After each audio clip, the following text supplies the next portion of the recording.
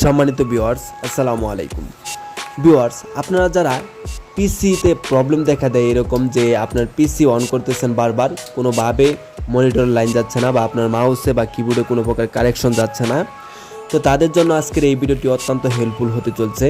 আমি আজকের এই ভিডিওতে দেখাবো যে কিভাবে কি কাজ করলে আপনার পিসি থেকে আউটপুটটা বের হবে বা আপনার মাউসে বা কিবোর্ডে লাইন যাবে বা কারেকশন যাবে।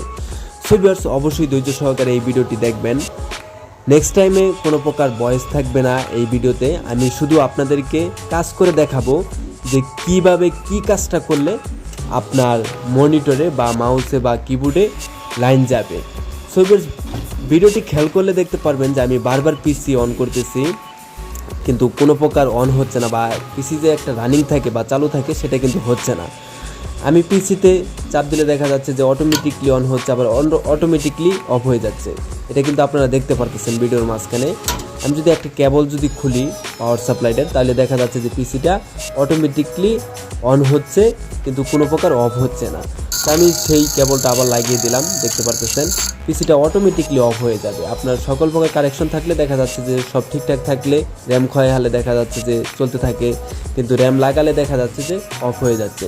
তো আপনার পিসির মূল কারণ হচ্ছে যে আপনার পিসিটা অফ অন হয়ে যাচ্ছে, কিবোর্ডে কোনো প্রকার কারেকশন আসতেছে না। আপনি যদি মাউসে খেয়াল করেন দেখতে পারবেন যে কোনো প্রকার লাইন আসতেছে না, কিন্তু অটোমেটিকলি পিসি চলতেছে।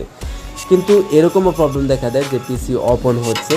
তো সকল সমস্যার সমাধান আমি আজকের এই ভিডিওতে দেখাবো। আমি মাদারবোর্ডটাই খুলে ফেলবো পিসি থেকে। আমি মাদারবোর্ড খুলে আপনারা দেখতে পারবেন যে প্রসেসিংয়ের যে ইয়াটা রয়েছে সেই বোর্ডে আমি কী কাজ করি বা কিভাবে কাজ করলে আপনার পিসিটা টোটালি অন হয়ে বা ফ্রেশ হয়ে আপনার কিবোর্ডে বা মাউসে বা মনিটরে লাইন যাবে।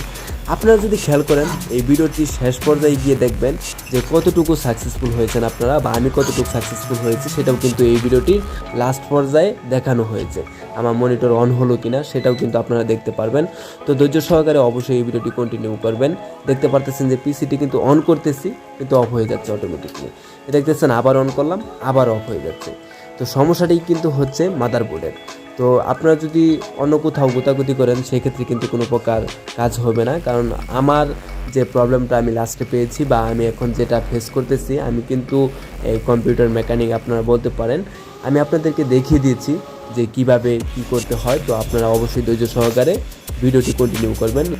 সোভিয়েত চলেন তাহলে ভিডিওটি শুরু করা যাক। ভিডিওটি শুরু করার আগে আপনাদের কাছে একটাই রিকোয়েস্ট, যারা এখনও টিসি নাজমুল ইউটিউব চ্যানেলটাকে সাবস্ক্রাইব করে নাই তারা নিচ থেকে অবশ্যই লাল বাটনে ক্লিক করে চ্যানেলটা সাবস্ক্রাইব করে রাখবেন। নেক্সট টাইমে এরকম আরও ইন্টারেস্টিং ভিডিও আসতেই থাকবে।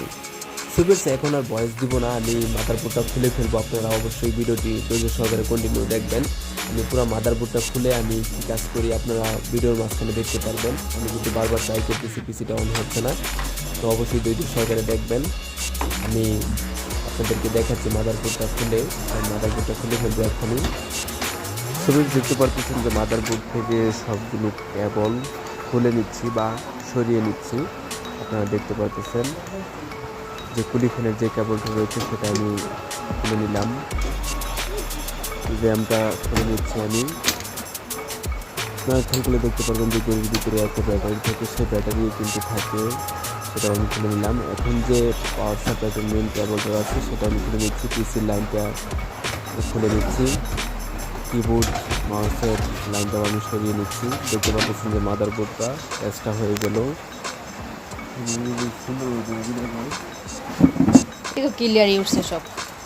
এখন এই মাদারবোর্ডে যে প্রসেসিংটা রয়েছে বা প্রসেসর আমি সেটা খুলে নিচ্ছি। মূলত কাজটাই হচ্ছে প্রসেসরের ভিতরে, কারণ আমার প্রসেসরটা গরম হচ্ছে না। আপনার যখন পিসিটা অন থাকবে তখন আপনি কুলিং ফ্যানটা সরিয়ে যদি প্রসেসিংয়ের উপরে হাত রাখেন তাহলে দেখতে পারবেন যে প্রসেসিংটা বা প্রসেসরটা অনেকটা গরম হচ্ছে। তো আমার সেটা কিন্তু কাজ করতেছে না।